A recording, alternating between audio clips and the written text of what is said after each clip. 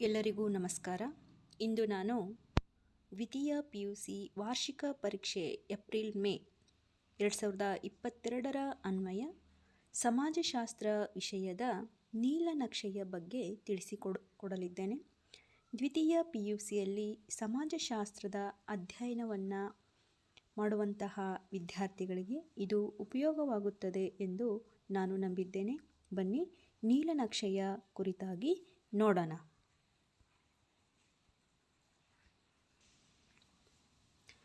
ವಿದ್ಯಾರ್ಥಿಗಳೇ, ಇದು ಸಮಾಜಶಾಸ್ತ್ರ ವಿಷಯದ ನೀಲನಕ್ಷೆಯಾಗಿದೆ.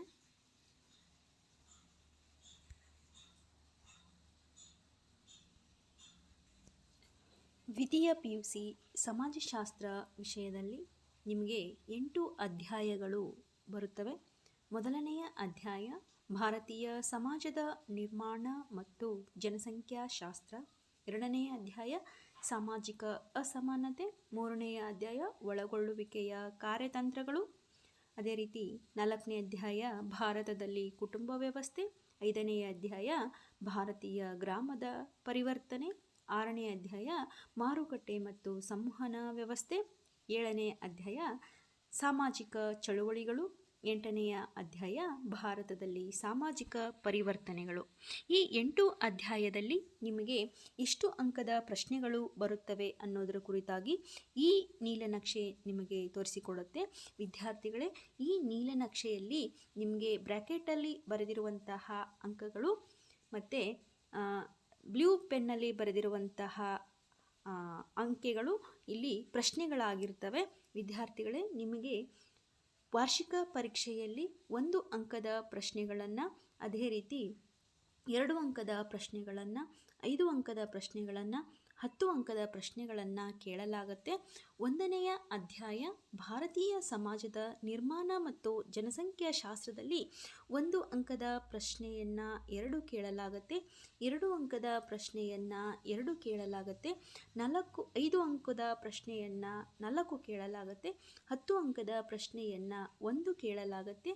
ಇಲ್ಲಿ 1 ಅಂಕದ 2 ಪ್ರಶ್ನೆಗೆ 2 ಅಂಕಗಳು, 2 ಅಂಕದ 2 ಪ್ರಶ್ನೆಗಳಿಗೆ 4 ಅಂಕಗಳು, 5 ಅಂಕದ 4 ಪ್ರಶ್ನೆಗಳಿಗೆ 20 ಅಂಕಗಳು, 10 ಅಂಕದ 1 ಪ್ರಶ್ನೆಗೆ 10 ಅಂಕ. ಒಟ್ಟು 36 ಅಂಕದ ಪ್ರಶ್ನೆಗಳು ನಿಮಗೆ ಅಧ್ಯಾಯ 1ರಲ್ಲಿ ಬರುವಂಥದ್ದು.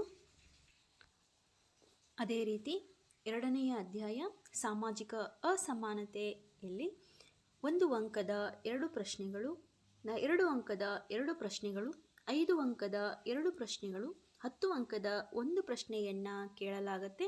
ಅಲ್ಲಿಗೆ 1 ಅಂಕದ 2 ಪ್ರಶ್ನೆಗೆ 2 ಅಂಕ, 2 ಅಂಕದ 2 ಪ್ರಶ್ನೆಗೆ 4 ಅಂಕ, 5 ಅಂಕದ 2 ಪ್ರಶ್ನೆಗೆ 10 ಅಂಕ, 10 ಅಂಕದ 1 ಪ್ರಶ್ನೆಗೆ 10 ಅಂಕ.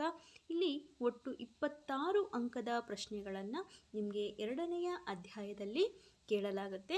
ಅದೇ ರೀತಿ 3ನೇ ಅಧ್ಯಾಯ ಒಳಗೊಳ್ಳುವಿಕೆಯ ತಂತ್ರಗಳು. ಈ ಅಧ್ಯಾಯದಲ್ಲೂ ಕೂಡ 1 ಅಂಕದ 2 ಪ್ರಶ್ನೆಗಳನ್ನು, 2 ಅಂಕದ 2 ಪ್ರಶ್ನೆಗಳನ್ನು, 5 ಅಂಕದ 2 ಪ್ರಶ್ನೆಗಳನ್ನು, 10 ಅಂಕದ 1 ಪ್ರಶ್ನೆಯನ್ನು ಕೇಳಲಾಗುತ್ತೆ.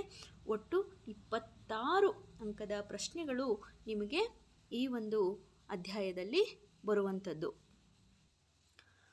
ಅದೇ ರೀತಿ ಅಧ್ಯಾಯ 4 ಭಾರತದಲ್ಲಿ ಕುಟುಂಬ ವ್ಯವಸ್ಥೆ. ಈ ಅಧ್ಯಾಯದಲ್ಲಿ 1 ಅಂಕದ 2 ಪ್ರಶ್ನೆಗಳನ್ನು ಕೇಳಲಾಗುತ್ತೆ. 2 ಅಂಕದ 1 ಪ್ರಶ್ನೆಯನ್ನು ಕೇಳಲಾಗುತ್ತೆ. 5 ಅಂಕದ 3 ಪ್ರಶ್ನೆಗಳನ್ನು ಇಲ್ಲಿ ಕೇಳಲಾಗುತ್ತೆ. 10 ಅಂಕದ ಪ್ರಶ್ನೆಗಳು ಈ ಅಧ್ಯಾಯದಲ್ಲಿ ಬರುವುದಿಲ್ಲ. ಹಾಗಾಗಿ ಈ ಅಧ್ಯಾಯದ 10 ಅಂಕದ ಪ್ರಶ್ನೆಗಳನ್ನು ಓದುವಂತಹ ಅವಶ್ಯಕತೆ ನಿಮಗೆ ಇಲ್ಲ. ಒಟ್ಟು 19 ಅಂಕದ ಪ್ರಶ್ನೆಗಳನ್ನು ಅಧ್ಯಾಯ 4ರಲ್ಲಿ ಕೇಳಲಾಗುತ್ತೆ. ಅದೇ ರೀತಿ ಅಧ್ಯಾಯ 5 ಭಾರತೀಯ ಗ್ರಾಮದ ಪರಿವರ್ತನೆಯಲ್ಲಿ 1 ಅಂಕದ 3 ಪ್ರಶ್ನೆಗಳನ್ನು, 2 ಅಂಕದ 1 ಪ್ರಶ್ನೆಯನ್ನು, 5 ಅಂಕದ 4 ಪ್ರಶ್ನೆಗಳನ್ನು, 10 ಅಂಕದ 1 ಪ್ರಶ್ನೆಯನ್ನು ಕೇಳಲಾಗುತ್ತೆ. ಒಟ್ಟು 35 ಅಂಕದ ಪ್ರಶ್ನೆಗಳು ಅಧ್ಯಾಯ 5ರಲ್ಲಿ ನಿಮಗೆ ಬರುತ್ತವೆ. ಅದೇ ರೀತಿ 6ನೇ ಅಧ್ಯಾಯ ಮಾರುಕಟ್ಟೆ ಮತ್ತು ಸಂವಹನ ವ್ಯವಸ್ಥೆಯಲ್ಲಿ 1 ಅಂಕದ 1 ಪ್ರಶ್ನೆಯನ್ನು ಕೇಳಲಾಗುತ್ತೆ. 2 ಅಂಕದ 3 ಪ್ರಶ್ನೆಗಳನ್ನು ಕೇಳಲಾಗುತ್ತೆ. 5 ಅಂಕದ ಅಂಕದ 2 ಪ್ರಶ್ನೆಗಳನ್ನು ಕೇಳಲಾಗುತ್ತೆ. 10 ಅಂಕದ 1 ಪ್ರಶ್ನೆಯನ್ನು ಕೇಳಲಾಗುತ್ತೆ. ಒಟ್ಟು 27 ಅಂಕದ ಪ್ರಶ್ನೆಗಳು ನಿಮಗೆ 6ನೆಯ ಅಧ್ಯಾಯದಲ್ಲಿ ಬರುತ್ತವೆ. ಅದೇ ರೀತಿ 7ನೆಯ ಅಧ್ಯಾಯ ಸಾಮಾಜಿಕ ಚಳುವಳಿ ಅನ್ನುವಂತಹ ಅಧ್ಯಾಯದಲ್ಲಿ 1 ಅಂಕದ 1 ಪ್ರಶ್ನೆ, 2 ಅಂಕದ 3 ಪ್ರಶ್ನೆ, 5 ಅಂಕದ 2 ಪ್ರಶ್ನೆ, 10 ಅಂಕದ 1 ಪ್ರಶ್ನೆ, ಹೀಗೆ ಒಟ್ಟು 27 ಅಂಕದ ಪ್ರಶ್ನೆಗಳು ಈ ಅಧ್ಯಾಯದಲ್ಲೂ ಕೂಡ ಬರುತ್ತವೆ. ಅದೇ ರೀತಿ ಕೊನೆಯ ಅಧ್ಯಾಯ 8 ಭಾರತದಲ್ಲಿ ಸಾಮಾಜಿಕ ಪರಿವರ್ತನೆ ಎಂಬ ಅಧ್ಯಾಯದಲ್ಲಿ 1 ಅಂಕದ 2 ಪ್ರಶ್ನೆಗಳು, 2 ಅಂಕದ 1 ಪ್ರಶ್ನೆ, 5 ಅಂಕದ 3 ಪ್ರಶ್ನೆಗಳು ಬರುತ್ತವೆ. 10 ಅಂಕದ ಪ್ರಶ್ನೆ ಇಲ್ಲಿ ಇರೋದಿಲ್ಲ. ಹಾಗಾಗಿ ಈ ಅಧ್ಯಾಯದಲ್ಲಿ 10 ಅಂಕದ ಪ್ರಶ್ನೆಗಳನ್ನು ಓದುವಂತಹ ಅವಶ್ಯಕತೆ ಇಲ್ಲ. ಒಟ್ಟು 19 ಅಂಕದ ಪ್ರಶ್ನೆಗಳು ಅಧ್ಯಾಯ 8ರಲ್ಲಿ ಬರುತ್ತೆ. ವಿದ್ಯಾರ್ಥಿಗಳೇ, ಒಟ್ಟು ನಿಮಗೆ 1 ಅಂಕದ ಪ್ರಶ್ನೆಗಳನ್ನು 1 ಅಂಕದ ಪ್ರಶ್ನೆಗಳನ್ನು 15 ಕೇಳಲಾಗುತ್ತೆ. 2 ಅಂಕದ ಪ್ರಶ್ನೆಗಳನ್ನು 15 ಕೇಳಲಾಗುತ್ತೆ. ಅದೇ ರೀತಿ 5 ಅಂಕದ ಪ್ರಶ್ನೆಯನ್ನು 22 ಪ್ರಶ್ನೆಗಳನ್ನು ಕೇಳಲಾಗುತ್ತೆ. 10 ಅಂಕದ ಪ್ರಶ್ನೆಗಳನ್ನು 6 ಕೇಳಲಾಗುತ್ತೆ. ಒಟ್ಟು 205 ಅಂಕದ ಪ್ರಶ್ನೆಗಳನ್ನು ನಿಮಗೆ ವಾರ್ಷಿಕ ಪರೀಕ್ಷೆಯಲ್ಲಿ ಕೇಳಲಾಗುತ್ತೆ. ವಿದ್ಯಾರ್ಥಿಗಳೇ, ನೀವು 215 ಅಂಕದ ಪ್ರಶ್ನೆಗಳಲ್ಲಿ ಕೇವಲ 100 ಅಂಕದ ಪ್ರಶ್ನೆಗಳಿಗೆ ಮಾತ್ರ ಇಲ್ಲಿ ಉತ್ತರವನ್ನು ಕೊಡಬೇಕಾದಂತಹ ಅವಶ್ಯಕತೆ ಇರುತ್ತೆ. ನೀವು ಆರಾಮಾಗಿ ಈ ಒಂದು ಉತ್ತರವನ್ನು ಕೊಡ್ಬೋದು. ಯಾಕಂದರೆ ಈ ವರ್ಷದ ವಾರ್ಷಿಕ ಪರೀಕ್ಷೆಯಲ್ಲಿ ತುಂಬ ಚಾಯ್ಸ್ಗಳನ್ನು, ಪ್ರಶ್ನೆಗಳ ಆಯ್ಕೆಯನ್ನು ಹೆಚ್ಚಾಗಿ ಇಟ್ಟಿರೋದ್ರಿಂದ ಇದರಿಂದ 100ಕ್ಕೆ 100 ಅಂಕಗಳನ್ನು ಪಡೆಯುವಂತಹ ಸಾಕಷ್ಟು ನಿಮಗೆ ಅವಕಾಶಗಳು ಈ ಒಂದು 2022ರ ವಾರ್ಷಿಕ ಪರೀಕ್ಷೆಯಲ್ಲಿ ಇದೆ ಎಂಬುದು ನನ್ನ ಒಂದು ಭಾವನೆಯಾಗಿದೆ.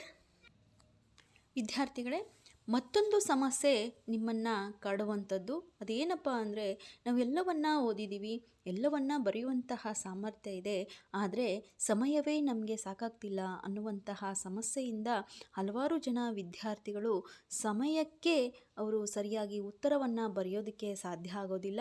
ಆ ಸಮಯವನ್ನು, ಪರೀಕ್ಷೆಯಲ್ಲಿ ಸಮಯದ ಸದುಪಯೋಗವನ್ನು ನಾವು ಹೇಗೆ ಪಡ್ಕೊಳ್ಬೇಕು ಅನ್ನೋದ್ರ ಬಗ್ಗೆ ಕುರಿತು ನಾನು ಕೂಡ ಇವತ್ತು ಹೇಳ್ತಾ ಇದ್ದೀನಿ. ವಿದ್ಯಾರ್ಥಿಗಳೇ, ಇಂದಿನ ಒಂದು ತರಗತಿಯಲ್ಲಿ ನಿಮಗೆ ಯಾವ ಪ್ರಶ್ನೆಗೆ ಎಷ್ಟು ನಿಮಿಷಗಳನ್ನು ನೀವು ಉಪಯೋಗಿಸಬೇಕು ಅನ್ನೋದ್ರ ಕುರಿತಾಗಿ ಹೇಳ್ತಾ ಇದ್ದೇನೆ. ವಿದ್ಯಾರ್ಥಿಗಳೇ, ನಿಮಗೆ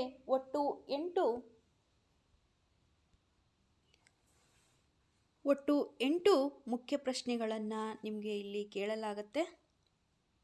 first main, second main, third main, fourth main, fifth main, sixth ಮೇನ್ವರೆಗೂ ನಿಮಗೆ ಪ್ರಶ್ನೆಗಳನ್ನು ಇಲ್ಲಿ ಕೇಳಲಾಗುತ್ತೆ. ನೀವು ಯಾವ ಪ್ರಶ್ನೆಗೆ ಎಷ್ಟು ಸಮಯವನ್ನು ಅನ್ನೋದರ ಬಗ್ಗೆ ನಾನು ಎಷ್ಟು ಸಮಯವನ್ನು ಯಾವ ಪ್ರಶ್ನೆಗೆ ಬಳಸಬೇಕು ಅನ್ನೋದನ್ನು ನಾನು ನಿಮಗೆ ಹೇಳ್ಕೊಡ್ತಾ ಇದ್ದೇನೆ. ವಿದ್ಯಾರ್ಥಿಗಳೇ, ಫಸ್ಟ್ ಮೇನಲ್ಲಿ ನೀವು 1 ಅಂಕದ 10 ಪ್ರಶ್ನೆಗಳನ್ನು ಬರೆಯುವಂತಹ ಒಂದು ಅಂಶವನ್ನು ನೀವಿಲ್ಲಿ ಕಾಣ್ಬೋದು. 1 ಅಂಕದ 10 ಪ್ರಶ್ನೆಗಳನ್ನು ಬರೆಯುವಂತಹ ಒಂದು ಅವಶ್ಯಕತೆ ನಿಮಗಿಲ್ಲಿರುತ್ತೆ. ನಿಮಗೆ 15 ಪ್ರಶ್ನೆಗಳನ್ನು ಕೊಟ್ಟಿರ್ತಾರೆ. ಅದರಲ್ಲಿ ಕೇವಲ 10 ಪ್ರಶ್ನೆಗಳಿಗೆ ಮಾತ್ರ ನೀವು ಉತ್ತರವನ್ನು ಬರೆಯಬೇಕಾಗತ್ತೆ.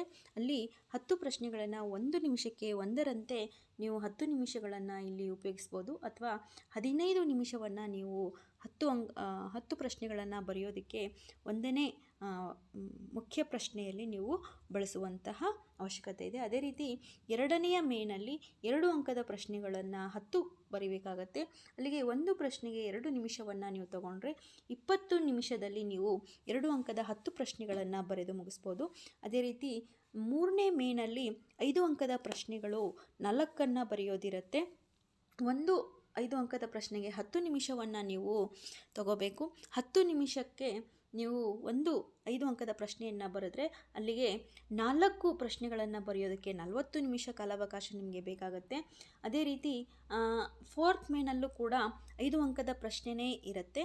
ಈ ಒಂದು 5 ಅಂಕದ ಪ್ರಶ್ನೆಯನ್ನು ಬರೆಯೋದಕ್ಕೆ 10 ನಿಮಿಷಗಳು ಬೇಕಾಗುತ್ತೆ. ಹಾಗಾಗಿ 4 ನೀವು ಪ್ರಶ್ನೆಗಳನ್ನು ಬರೆಯೋದಕ್ಕೆ 40 ನಿಮಿಷ ಬೇಕಾಗುತ್ತೆ. ಅದೇ ರೀತಿ 5ನೇ ಮೇನಲ್ಲಿ 2 10 ಅಂಕದ ಪ್ರಶ್ನೆಗಳನ್ನು ಬರಿಬೇಕಾಗತ್ತೆ.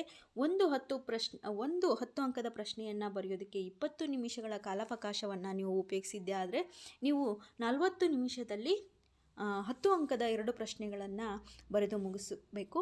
ಅದೇ ರೀತಿ 6ನೇ ಮೇನಲ್ಲಿ 5 ಅಂಕದ ಪ್ರಶ್ನೆಗಳನ್ನು ನೀವು ಬರಿಬೇಕಾಗತ್ತೆ. 5 ಅಂಕದ ಪ್ರಶ್ನೆಗಳಿಗೆ 10 ನಿಮಿಷ, ಒಂದು ಪ್ರಶ್ನೆ ಬರೆಯೋದಕ್ಕೆ 10 ನಿಮಿಷ, ಹಾಗಾಗಿ 2 ಪ್ರಶ್ನೆಗಳನ್ನು ಬರೆಯೋದಕ್ಕೆ 20 ನಿಮಿಷ. ಒಟ್ಟು 175 ನಿಮಿಷದಲ್ಲಿ ನಿಮ್ಮ ಉತ್ತರ ಪತ್ರಿಕೆ ನಿಮ್ಮ ಕೈಯಲ್ಲಿ ಇರುತ್ತೆ.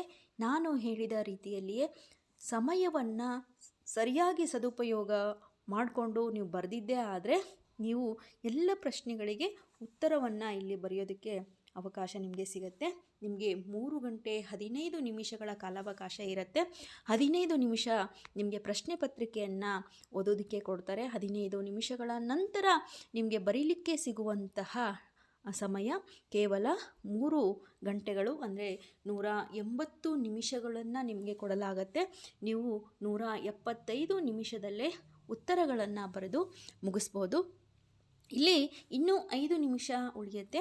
ಈ 5 ನಿಮಿಷವನ್ನು ನಿಮ್ಮ ರಿಜಿಸ್ಟರ್ ನಂಬರ್, ಸಬ್ಜೆಕ್ಟ್, ಡೇಟು, ಪುಟಗಳ ಸಂಖ್ಯೆ, ನೀವು ಉಪಯೋಗಿಸಿದ ಪುಟಗಳ ಸಂಖ್ಯೆ, ಅದೇ ರೀತಿ ಕೊಠಡಿ ಮೇಲ್ವಿಚಾರಕರು ಸಿಗ್ನೇಚರ್ ಮಾಡೋದಿರುತ್ತೆ, ನೀವು ಕೂಡ ಸಿಗ್ನೇಚರ್ ಮಾಡೋದಿರುತ್ತೆ. ಹಾಗಾಗಿ ಇದೆಲ್ಲದಕ್ಕೂ ಸೇರಿ ಒಂದು 5 ನಿಮಿಷವನ್ನು ನಿಮಗೆ ಅದಕ್ಕೆ ಮೀಸಲಾಗಿ ಇಡಬೇಕಾಗತ್ತೆ.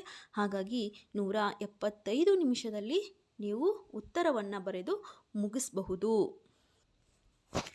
ಅದೇ ರೀತಿ ನಿಮಗೀಗಾಗಲೇ PU ಡಿಪಾರ್ಟ್ಮೆಂಟ್ ಏನು ಮಾಡಿದೆ, ಮಾದರಿ ಪ್ರಶ್ನೆ ಪತ್ರಿಕೆಯೊಂದನ್ನು ಕೂಡ ಬಿಡುಗಡೆಯನ್ನು ಮಾಡಿದೆ. ದ್ವಿತೀಯ PUC ಸಮಾಜಶಾಸ್ತ್ರ ವಿಷಯದ ಮಾದರಿ ಪ್ರಶ್ನೆ ಪತ್ರಿಕೆಯಲ್ಲಿದೆ. ನಿಮಗೆ ಫಸ್ಟ್ ಮೇನಲ್ಲಿ 15 ಪ್ರಶ್ನೆಗಳನ್ನು ನಿಮಗೆ ಕೊಟ್ಟಿರ್ತಾರೆ. ಇದರಲ್ಲಿ 10 ಪ್ರಶ್ನೆಗಳನ್ನು ಬರೀಬೇಕು. ಅದೇ ರೀತಿ 2ನೇ ಮೇನಲ್ಲಿ 15 ಪ್ರಶ್ನೆಗಳು ಇರ್ತವೆ. ಇದರಲ್ಲೂ ಕೂಡ 10 ಪ್ರಶ್ನೆಗಳಿಗೆ ಉತ್ತರವನ್ನು ಬರೀಬೇಕು. 5 ಅಂಕದ ಪ್ರಶ್ನೆಗಳನ್ನು 8 ಕೊಟ್ಟಿರ್ತಾರೆ. ಇದರಲ್ಲಿ ಯಾವುದಾದ್ರೂ 4 ಪ್ರಶ್ನೆಗೆ ನೀವು ಉತ್ತರವನ್ನು ಬರೀಬೇಕಾಗತ್ತೆ. ಅದೇ ರೀತಿ 4th ಮೇನಲ್ಲೂ ಕೂಡ ನೀವು 8 ಪ್ರಶ್ನೆಗಳನ್ನು ಕೊಟ್ಟಿರ್ತಾರೆ. ಇಲ್ಲೂ ಕೂಡ ನೀವು ಏನು ಮಾಡಬೇಕಾಗತ್ತೆ, ಇಲ್ಲೂ ಕೂಡ 8 ಪ್ರಶ್ನೆಗಳಲ್ಲಿ 4 ಪ್ರಶ್ನೆಗಳಿಗೆ ಉತ್ತರಿಸಬೇಕಾಗತ್ತೆ. ಇದೇ ರೀತಿ 5ನೇ ಮೇನಲ್ಲಿ 6 ಪ್ರಶ್ನೆಗಳನ್ನು ನಿಮಗೆ ಕೊಟ್ಟಿರ್ತಾರೆ. ಆ 6 ಪ್ರಶ್ನೆಗಳಲ್ಲಿ ಕೇವಲ 2 ಪ್ರಶ್ನೆಗಳನ್ನು ನೀವು ಉತ್ತರವನ್ನು ಬರೀಬೇಕಾಗತ್ತೆ. 6ನೇ ಮೇನಲ್ಲಿ 5 ಅಂಕದ ಪ್ರಶ್ನೆಗಳು 6 ಇರ್ತವೆ. ಇದರಲ್ಲಿ ಯಾವುದಾದ್ರೂ 2 ಪ್ರಶ್ನೆಗೆ ಉತ್ತರವನ್ನು ನೀವು ಬರೀಬೇಕು. ವಿದ್ಯಾರ್ಥಿಗಳೇ, ಇಲ್ಲಿ ಒಟ್ಟು 215 ಅಂಕದ ಪ್ರಶ್ನೆಗಳು ನಿಮಗೆ ಇಲ್ಲಿ ಇರ್ತವೆ. ನೀವು ಬರಿಬೇಕಾಗಿರೋದು 100 ಅಂಕದ ಪ್ರಶ್ನೆಗಳಿಗೆ ಉತ್ತರವನ್ನು ಮಾತ್ರ. ಎಲ್ಲರೂ ಕೂಡ ನಾನು ಹೇಳಿದಂತೆ ನೀಲನಕ್ಷವನ್ನು ಪರಿಗಣಿಸಿ ನೀವು ವಿದ್ಯಾಭ್ಯಾಸವನ್ನು ಮಾಡಿದ್ದೇ ಆದರೆ ನೀವು ಸಮಾಜಶಾಸ್ತ್ರ ವಿಷಯದಲ್ಲಿ 100ಕ್ಕೆ 100 ಅಂಕಗಳನ್ನು ಪಡೆಯುವಂತಹ ಸಾಧ್ಯತೆಗಳು ಹೆಚ್ಚಾಗಿರ್ತವೆ. ಹಾಗಾಗಿ ಈ ಒಂದು ತರಗತಿಯಲ್ಲಿ ನೀಲನಕ್ಷೆಯ ಕುರಿತಾಗಿ, ಸಮಯದ ಸದುಪಯೋಗದ ಕುರಿತಾಗಿ ನಾನು ನಿಮಗೆ ತಿಳಿಸ್ಕೊಟ್ಟಿದ್ದೀನಿ. ಈ ಒಂದು ಅಂಶ ನಿಮಗೆ ಇಷ್ಟ ಆಗಿದೆ ಅಂತ ತಿಳ್ಕೊಳ್ತೀನಿ. ಎಲ್ಲರಿಗೂ ಕೂಡ ಎಕ್ಸಾಮಿಗೆ, ಎನ್ಯುವಲ್ ಎಕ್ಸಾಮಿಗೆ ಆಲ್ ದ ಬೆಸ್ಟ್.